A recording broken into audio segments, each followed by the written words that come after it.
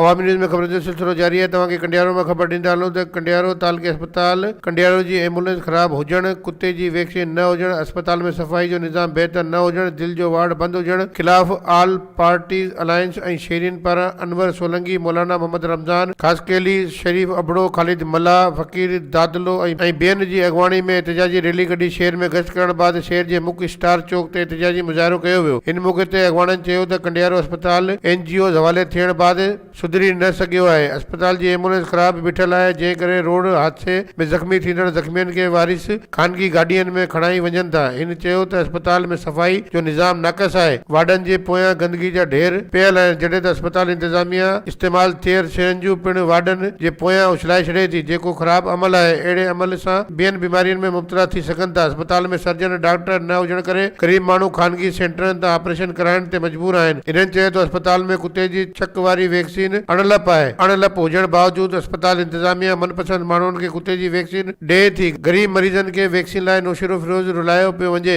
जितां पिणु कुते जी छकियल ग़रीब मरीज़नि खे वैक्सीन न पई मिले, जंहिं करे केतिरे ई मुतासिरनि जी ज़िंदगी मौत जे मुंहं में पियल आहे। अस्पताल जे दिल जो वार्ड बंदि पियल आहे। अस्पताल जी ECG मशीनूं बि बेलाभ बणियल आहिनि। अस्पताल जे MS ऐं NGOs वारनि खां केर बि पुछण वारो न आहे। वक़्तन फ़वक़्तन एहतिजाज कंदा रहिया आहियूं, पर को बि खड़तल न पियो निकिरे। इन्हनि chief justice of supreme court ऐं सिहत जे सूबाई वज़ीर खां मुतालबो कयो आहे त मामले जो नोटिस वठी तालुका अस्पताल कंडियारो ते हिकु नज़र विझी सहूलियतुनि जी खोट खे पूरो कराए थियल करप्शन जी जांच कराए ज़िम्मेवारनि ख़िलाफ़ क़दम खंयो वञे। ॿी सूरत में सुभाणे खां एहतिजाजी तहरीक हलाई वेंदी।